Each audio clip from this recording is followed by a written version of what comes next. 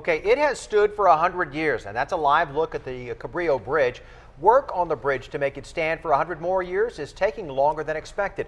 New at 5, 10 News reporter Joe Little found out what's holding up that retrofit. And it may stay closed during Balboa Park's busy season, but a retrofit on the bridge means that it should withstand a pretty big earthquake. Here's the biggest problem facing the retrofit here of the Cabrillo Bridge, also known as the Laurel Street Bridge. Whenever you dig into something that's 100 years old like this bridge is, you're always going to find some kind of surprises. It was a bit of a walk for Jennifer and Alex Chacon. It was actually pretty inconvenient. They wanted to drive across the Cabrillo Bridge into Balboa Park.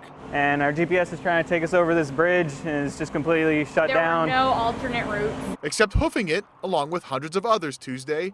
The bridge opened in 1914. It's being retrofitted to withstand earthquakes. It was supposed to reopen at the end of this month.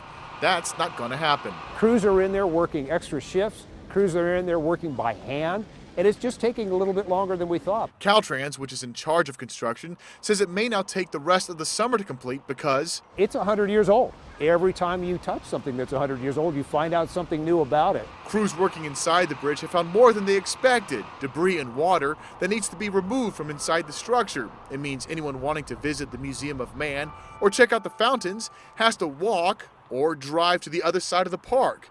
It could take a toll on the museums, especially during their busy summer tourism season.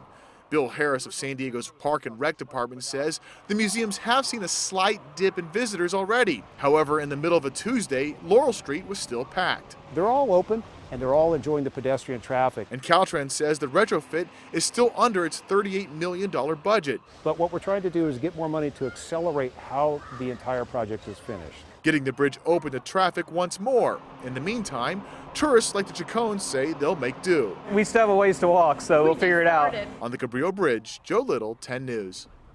Once the retrofit is completed, Caltrans says the bridge should be able to withstand a 7.0 earthquake.